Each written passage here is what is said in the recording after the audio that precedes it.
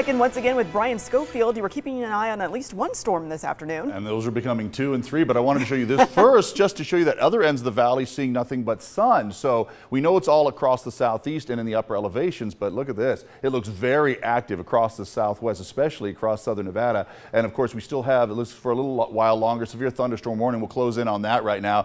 And you look how those storms are really expanding as they move north of Boulder City and in some across Boulder City with a lot of lightning strikes as well closer in. That's already raking you folks in Lake Las Vegas, so we're watching you and we're tracking that storm too. And so far these storms have dropped close to a ½ an inch. Watching them down south as they continue to spin up from the south, so obviously these will take the same kind of path, so we know there will be some more storms in behind these, so let all of these pass first before you get out and about, if you can do so. Of course, if you're expecting someone home at a particular time, you might just want to call ahead and just check on that. Either way, these are just to the east of the 15 down to the south, and you folks in Good Springs and Sandy Valley, which have seen so many of late, are not seeing any now.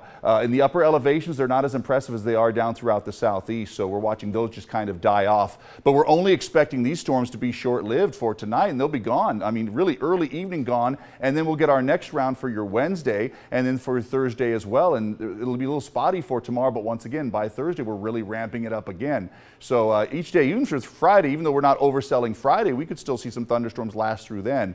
So they'll be popping up just like they do this time of year, those flare-up variety, which are kind of hit or miss. We've got moisture in place and enough of it. It doesn't look that treacherous, but that's all you need, really, and we'll be adding more to that over the course of the next few days. Here's another valley view to give you an idea now. There's some dark clouds for you. Just depends on where you're viewing.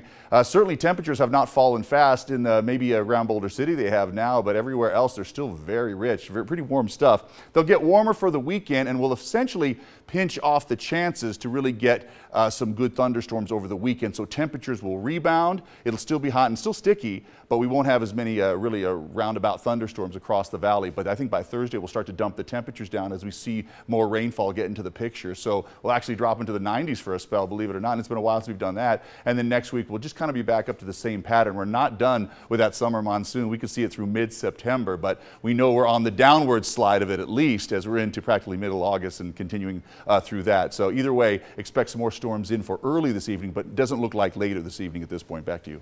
All right.